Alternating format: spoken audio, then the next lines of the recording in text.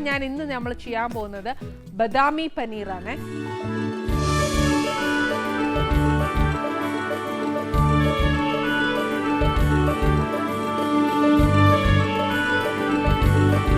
നമ്മൾ ഇതിനു മുന്നേ ബദാമി ചിക്കൻ ചെയ്തിട്ടുണ്ട്, പക്ഷെ ഇന്ന് ചെയ്യാൻ പോകുന്നത് ബദാമി പനീറാണ്. പക്ഷെ ആ ചിക്കൻ വെച്ച് നോക്കുമ്പോൾ ഒരുപാട് വ്യത്യാസമുണ്ട്.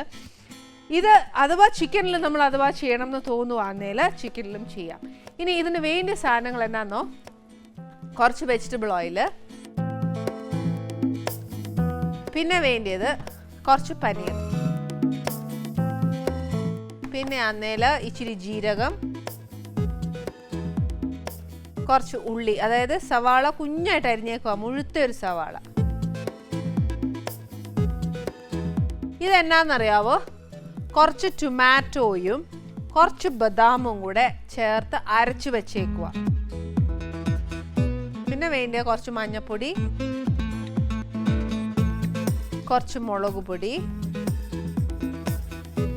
കുറച്ച് ഗരം മസാല, ഇച്ചിരി പഞ്ചസാര വേണം, പിന്നെ കുറച്ച് ഫ്രഷ് ക്രീം, കുറച്ച് കസൂരി മേത്തി, മല്ലിയില, പിന്നെ ഇച്ചിരി ഇഞ്ചി. ഇതിനെല്ലാം കൂടെ ചേർത്ത് സ്വാദ് കൂട്ടാനായിട്ട് ഒരു ഇച്ചിരി ഉപ്പ്. ഇത്രയും സാധനങ്ങളായിരുന്നു വേണ്ടിയത്. ഇത് എന്നാക്കിയാന്നുള്ളത് അറിയാമല്ലോ. ഇത് വെജിറ്റബിൾ ഓയിലിൽ ഉണ്ടാക്കാൻ ഒക്കത്തുള്ളൂ, അതുകൊണ്ട് വെജിറ്റബിൾ ഓയിൽ വേണം, പിന്നെ പനീർ വേണം, ജീരകം വേണം, സവാള ചെറുതായിട്ട് അരിഞ്ഞതാന്നു, പിന്നെ ടൊമാറ്റോയും എന്നാ പറയുക ബദാമും കൂടെ അരച്ചേക്കുന്നത്, മഞ്ഞൾപ്പൊടി, മുളക് പൊടി, ഗരം മസാല. ഇതിനകത്ത് മല്ലിപ്പൊടി ഇല്ല. എളുപ്പത്തിന് ഞാൻ പറഞ്ഞുതരാം. നമ്മൾ എപ്പോഴും എടുക്കുന്ന 4 പൊടിയാണ്: മല്ലിപ്പൊടി, മുളക് പൊടി, മഞ്ഞൾപ്പൊടി, ഗരം മസാല. ഇതാണ് നമ്മൾ എപ്പോഴും എടുക്കുന്നത്. അതിനകത്ത് മല്ലിപ്പൊടി അങ്ങ് മാറ്റിയേക്കുക. പിന്നെ വേണ്ടിയത് കുറച്ച് പഞ്ചസാര, പിന്നെ ഫ്രഷ് ക്രീം, പിന്നെ കസൂരി മേത്തി, മല്ലിയില, ഇഞ്ചി. ഇത്രയും സാധനങ്ങളെ വേണ്ടി വരുള്ളൂ. പിന്നെ എന്നാന്ന് വെച്ചാൽ നമ്മളെപ്പോഴും ചെയ്യുന്ന പോലെ പനീറിന് സോഫ്റ്റ് ആയിട്ട് മതി എന്നുണ്ടെങ്കിൽ നമ്മൾ അങ്ങനെ ഇടാം. അല്ല ഒത്തിരി സോഫ്റ്റാ വേണം എന്നുണ്ടെങ്കിൽ ചൂടുവെള്ളത്തിലിട്ടെടുക്കാം. ഇതല്ല സെമി ആണെങ്കിൽ എന്നാ ചെയ്യണമെന്ന് വെച്ചാൽ നമ്മുടെ പാൻ ഒന്ന് ചൂടാക്കി വെച്ച് ഒരു ഇച്ചിരി എണ്ണ ഒഴിച്ച് വെച്ച് ഒരു സെമി ആയിട്ട് ഒരു ഷാലോ ഫ്രൈ ആയിട്ട് അങ്ങ് വറുത്ത് കോരുക. അപ്പോൾ ഇച്ചിരി സോഫ്റ്റും ആയിരിക്കും, എന്നാൽ കുറച്ച് ഹാർഡും ആയിരിക്കും. കാര്യം പിള്ളേർക്കൊക്കെ ഇച്ചിരി മുരിയുന്നതാണ് ഇഷ്ടം. അതുകൊണ്ട് നമ്മൾ ആരെയും മണക്കാത്ത രീതിയിൽ വലിയവർക്കും കഴിക്കാം, വയസ്സുന്നവർക്കും കഴിക്കാം, കുഞ്ഞുങ്ങൾക്കും കഴിക്കാം ഇങ്ങനെ ഉണ്ടാക്കുവാണെങ്കിൽ. പിന്നെ ബാച്ചിലേഴ്സൊക്കെ ഉണ്ടാക്കുവാണെങ്കിൽ കുറച്ച് ഫ്രൈ ആയിട്ട് എടുത്തു. അതാകുമ്പോൾ കുറച്ചുകൂടെ എന്നാ പറയുക, കുറച്ചുകൂടെ ടേസ്റ്റ് കൂടും. പക്ഷേ നമ്മൾ വീട്ടിലൊക്കെ ഉണ്ടാക്കുമ്പോൾ നമ്മുടെ അമ്മച്ചിമാർക്കൊക്കെ കഴിക്കണമെന്ന് തോന്നിയാലേ ഒന്നും ചെയ്യാൻ പറ്റത്തില്ല.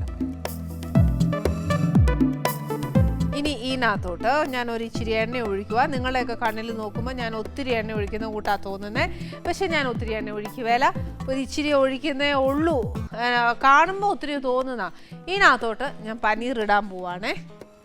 പനീർ ഇട്ടേച്ച് ഒരു ഷാലോ ഫ്രൈ.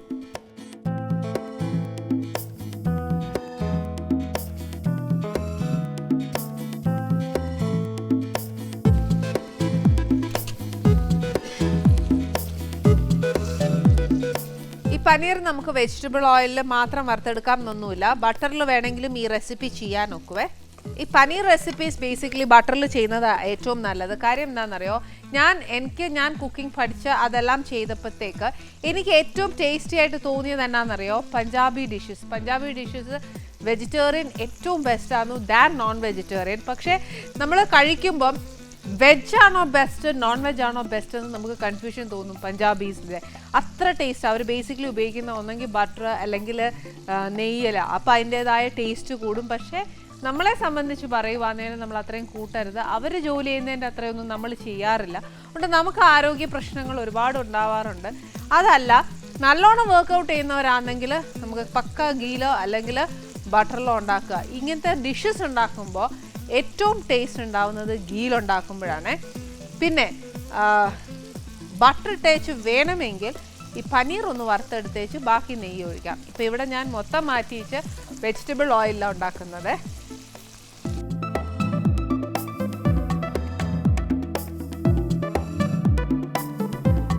ഞാൻ ഇതൊരു പകുതിയോളം മൂപ്പിച്ചിട്ടില്ല, ഒരു ഇച്ചിരി കാൽ ഭാഗമേ മൂപ്പിച്ചിട്ടുള്ളൂ. എനിക്ക് ഇത്രയും മതി, കാര്യം എല്ലാവരെയും കൺസിഡർ ചെയ്ത് നമുക്ക് കറി ഉണ്ടാക്കാനുള്ളത്. അതുകൊണ്ട് ഞാൻ ഒരു ഇച്ചിരിയേ മൂപ്പിച്ചിട്ടുള്ളൂ. ഒരു ബ്രൗണ് നമ്മുടെ ആ പനീർ ക്യൂബായിട്ട് മുറിക്കുമ്പോൾ ഒരു ബ്രൗണ് ഏതെങ്കിലും ഒരു സ്ഥലത്ത് നമുക്ക് കിട്ടിയാൽ മതി.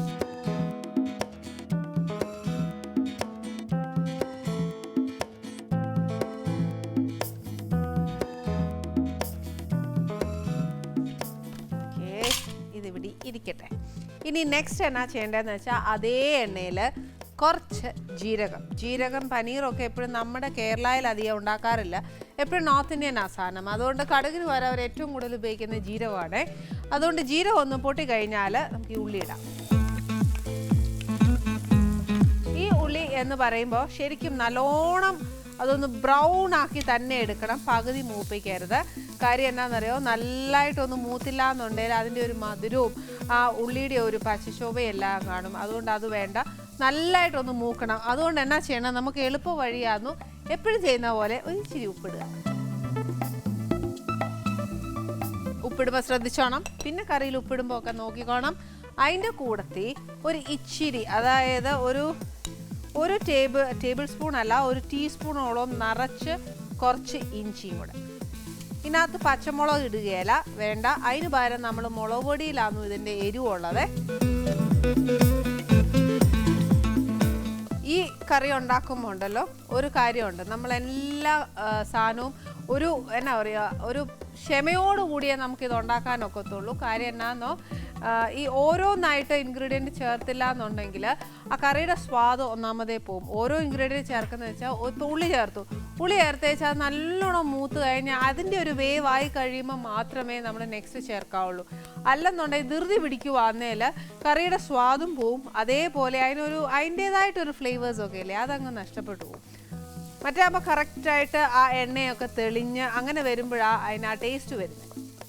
ഇത് കുഞ്ഞായിട്ട് അരിഞ്ഞുകൊണ്ട് ശരിക്കും പറഞ്ഞാൽ കുറച്ചൊരു എന്നാ പറയുക, ഒത്തിരി നേരം ഒന്നും എടുക്കുകയല്ല അത് മൂക്കാനായിട്ട്. പിന്നെ ഇതിനകത്ത് ഓരോ ഓപ്ഷൻ ഞാൻ തരാം.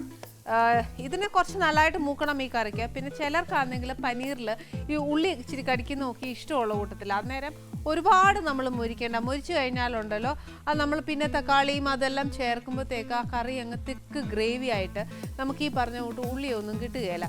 അപ്പം അങ്ങനെയാണെങ്കിൽ ഉള്ളി അധികം മൂപ്പിക്കണ്ട.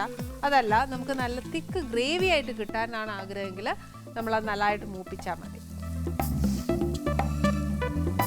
ഇത് പക്ഷേ എളുപ്പമാവുന്ന ഒരു കറിയാണ്, വൈകിട്ട് ചപ്പാത്തിക്കൊക്കെ എടുക്കാൻ പറ്റുന്ന നല്ലൊരു കറിയാണ്. പനീർ കറി ബേസിക്കലി നമ്മൾ ചെയ്യുമ്പോൾ ഏറ്റവും നല്ലത് ഡിന്നറിന് കഴിക്കാനാണ് ഏറ്റവും നല്ലത്. ഇല്ലെന്നുണ്ടെങ്കിൽ ഉച്ചയ്ക്ക് വല്ല പുലാവോ അങ്ങനെ എണ്ണയിലും ഉണ്ടാക്കി വെച്ച് അതിൻ്റെ കൂടെ കഴിക്കുന്നതും നല്ല ടേസ്റ്റാണ്. പിന്നെ റൈത്ത, പപ്പടം ഇതൊക്കെ വേണമെന്നുണ്ടെങ്കിൽ അങ്ങനെ.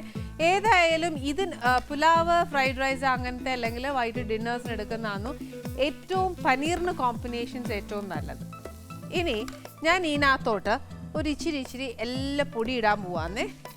ആദ്യം ഒരു ഇച്ചിരി മഞ്ഞൾപ്പൊടി ഇടുക, ഒരു 1/2 ടീസ്പൂണോളം വേണ്ട, 1/4 ടീസ്പൂൺ.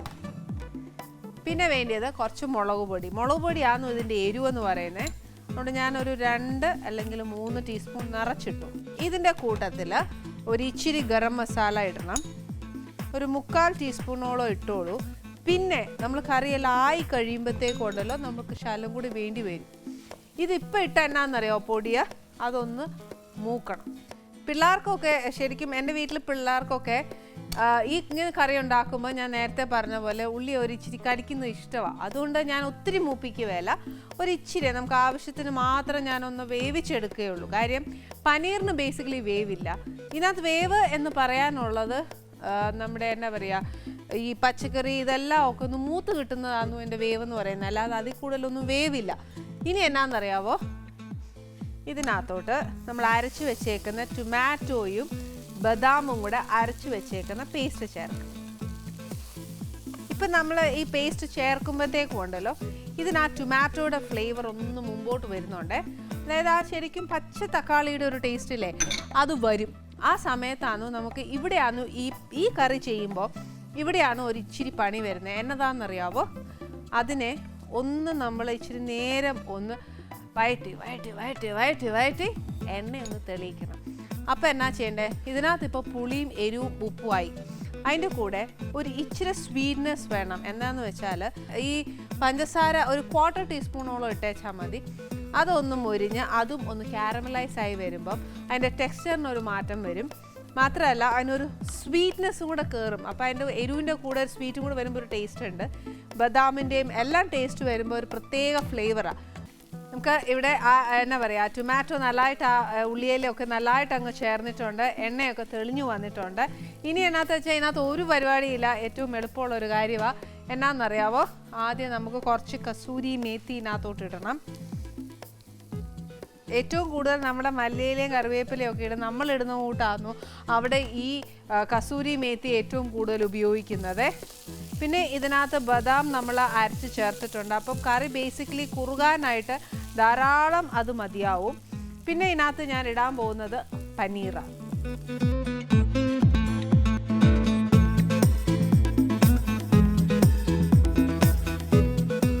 ഇനി ഇതിന് ഇച്ചിരി ഗ്രേവി വേണം അല്ലേ? ഗ്രേവി വേണം എന്നുണ്ടെങ്കിൽ നമുക്കൊരു കാര്യം ചെയ്യാം, ഇച്ചിരി വെള്ളം ചേർക്കണം. ബിക്കോസ് എന്നാന്നോ, ഇതൊരു കാര്യം പറയാം, വെള്ളം ചേർക്കുന്നത് ഇതിനകത്ത് ബദാം നല്ലതായിട്ട് അരച്ച് ചേർക്കുന്നുണ്ട്. നമ്മൾ ഇനി ഇതിനകത്ത് ചേർക്കാൻ ക്രീമും ഇരിപ്പുണ്ട്. അന്നേരം ഇച്ചിരി വെള്ളം ഒഴിച്ച് വെച്ചാൽ അതിൻ്റെ ആ ഗ്രേവിയുടെ തിക്നെസ് എത്ര വേണം എന്നുള്ളത് നമ്മൾ തീരുമാനിക്കണം. പിന്നെ ഇതിനകത്ത് കസൂരി മേത്തിയുടെ മണം നല്ലോണം വേണേ. അതുകൊണ്ട് ഇതിന് ഈ ഗ്രേവിക്ക് നല്ല കട്ടി ഉണ്ടാവും. അതുകൊണ്ട് അത് ഓർത്ത് ടെൻഷൻ ആക്കണ്ട. കാരണം ബദാമും നമ്മുടെ അണ്ടിപ്പരിപ്പ് അരയ്ക്കുന്ന കൂട്ട് തന്നെ അത് തിക്നെസ് ആക്കാൻ അതിനെ ഒത്തിരി ഹെൽപ്പ് ചെയ്യും. കസൂരി മേത്തിയുടെ നല്ല ഫ്ലേവർ വേണം. ഇല്ലെന്നുണ്ടെങ്കിൽ കറി ശരിക്കും നമ്മളൊരു തക്കാളി കറി വെച്ച പോലെ ഇരിക്കും. അതൊക്കെ അല്ല, ഇപ്പം ഞാൻ ഇട്ടിട്ട് തന്നെ എനിക്ക് ആ ഫ്ലേവർ എനിക്ക് വരുന്നില്ല. പക്ഷെ എന്നാലും ഒരു ഇച്ചിരിയും കൂടി, എന്നാൽ ഇത് കൂടി പോകാനും പാടില്ല, കാര്യം കഴിക്കുകയും ചെയ്യും.